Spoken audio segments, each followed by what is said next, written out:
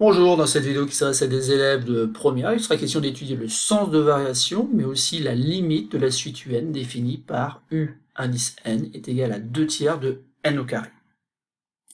Dans cet exercice, donc, on nous demande dans un premier temps de démontrer que la suite UN est croissante, et même strictement croissante, et ensuite il faudra déterminer un indice petit m, tel que pour toute valeur n supérieure ou égale à m, les termes UN deviennent si grands qu'ils appartiennent à l'intervalle 10 puissance 6 plus l'infini.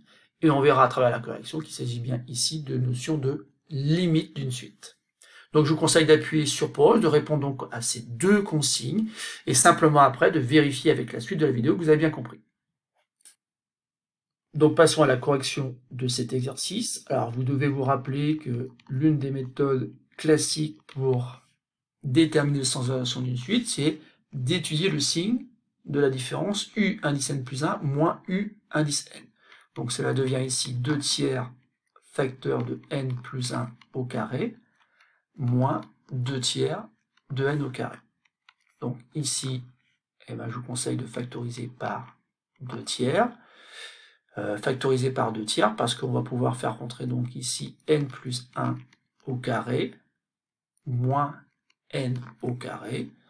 Il y a d'autres façons bien sûr d'étudier le signe de cette différence, mais ici ce sera plus simple puisque maintenant il ne me reste plus qu'à développer n plus 1 au carré qui donne n au carré plus 2n plus 1 moins n au carré.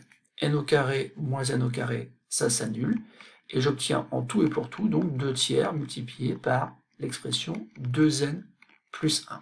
Sauf que 2 tiers, c'est une quantité qui est strictement positive, et que 2n plus 1 est aussi positif, car n c'est un entier naturel. Et comme c'est un entier naturel, il est forcément supérieur ou égal à 0. Donc assez facilement, je vois que 2n est supérieur ou égal à 0 en multipliant par 2 de chaque côté, et 2n plus 1 est même supérieur ou égal à 1. Et ce qui m'intéresse, c'est ce fait que ce soit strictement positif. J'en conclus donc que la suite UN est strictement croissante, du fait que la différence U indice n plus 1 moins U indice n est strictement positive. Et donc j'en ai terminé avec le sens de variation de la suite UN. Maintenant, je vais prendre ma calculatrice pour essayer d'imaginer ce qui se passe lorsque n devient très grand. Je rentre donc la suite UN dans ma calculatrice, avec l'expression qui me permet donc de définir justement la suite UN. Je regarde un petit peu les valeurs que l'on obtient, et quand je regarde, en fait, j'obtiens inversement des valeurs de plus en plus grandes, ce qui est cohérent avec le fait qu'on ait démontré que la suite était strictement croissante. Et ce qu'il faut bien comprendre, c'est que j'ai l'impression qu'en fait, ça va jamais s'arrêter. Autrement dit, quelle que soit la valeur que je prends, par exemple 1000, je vais finir par la dépasser. On peut même imaginer, puisque ça continue d'augmenter de manière assez forte, que 2000 on dépasse. Oui, au bout du terme de rang 55, on dépasse la valeur 2000. Est-ce qu'on dépasse 3000 on va dépasser 3000 aussi. Et on peut imaginer donc en fait ici que ça va continuer comme ça, et que quelle que soit la valeur que vous allez choisir, par exemple 10 puissance 6, à un moment donné vous allez dépasser 10 puissance 6, autrement dit vous allez dépasser la valeur 1 million. Et donc on peut conjecturer ce qu'on appelle la limite de la suite UN lorsque n tend vers plus l'infini. Autrement dit, on peut imaginer ce qui se passe lorsque n devient très grand, et les termes deviennent eux aussi très grands. Et on dit dans ces cas-là que la limite, tout simplement, c'est plus l'infini. Autrement dit, quel que soit le nombre que vous allez choisir, vous allez forcément à un moment donné le dépasser. C'est ce qu'on imagine ici, qu'on n'est pas capable de démontrer, mais qu'on imagine à l'aide de la calculatrice. Et d'ailleurs donc, à la dernière consigne de cet exercice, on va s'amuser à déterminer un indice m à partir duquel justement tous les termes seront plus grands que 1 million. Et donc pour cela, on va résoudre donc cette inéquation, u indice n doit être supérieur ou égal à 10 puissance 6.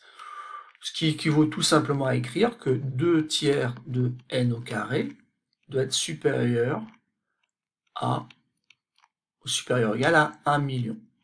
Donc on a une petite inéquation à résoudre, une inéquation d'inconnu n.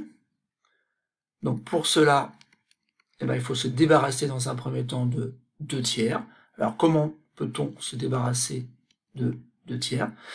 Tout simplement en divisant quelque part par 2 tiers de chaque côté. Et on obtient donc n au carré supérieur à 1 million divisé par 2 tiers. Bon, en fait, divisé par 2 tiers, hein, vous l'avez compris, on va plutôt multiplier donc par son inverse. Et donc ça fait 1 million multiplié par 3 demi. Et on obtient du coup que n au carré doit être supérieur ou égal donc à 1 500 000. Bon, c'est n au carré, nous on veut n. Et bien comme on veut n, on va tout simplement utiliser la fonction racine carrée. Alors on va se rappeler justement que la fonction racine carrée, la fonction qui à x fait correspondre racine carrée de x, est strictement croissante. Elle est strictement croissante, vous devez avoir en tête que la courbe représentative à cette allure-là, est strictement croissante sur les valeurs positives. Et donc, elle conserve l'ordre des inégalités. Autrement dit, ici, quand je vais utiliser la fonction racine carrée à gauche et à droite, eh bien, je vais conserver supérieur ou égal.